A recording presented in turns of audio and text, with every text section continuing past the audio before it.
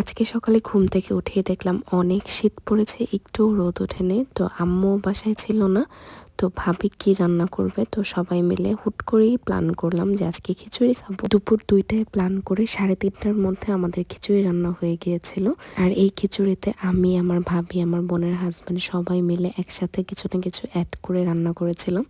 তো যাই হোক, এখানে খিচুড়ি হয়ে যাওয়ার পরে আমি এখানে সবার জন্য ডিম ভাজছি। তেমন কিছুই না, খিচুড়ি, ডিম ভাজা আর আলু ভর্তা আর পেঁয়াজ মরিচের ভর্তা ছিল।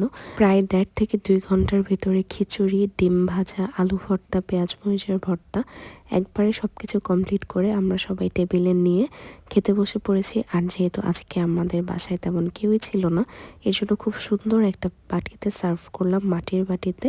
আর এখানে ডিমটা ভেজে আমরা সুন্দর করে যার যার প্লেটে সার্ভ করে নিয়েছি।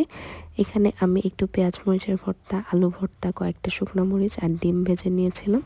আর আমার কাছে খিচুড়িটা একটু নরম নরমই বেশি পছন্দ। শীতের দিনে গরম গরম যে কোনো জিনিসই খেতে খুবই মজা লাগে। আর এই ভুনা খিচুড়ি তো আমার এমনি অনেক ফেভারিট, তো মজা মজা করে অনেকগুলো খেয়েছি। আমরা সবাই বেশি বেশি করে খেয়েছি যাতে একবারই শেষ হয়ে যায়। সো সবাই মজা মজা করে খেলাম। That was it for today.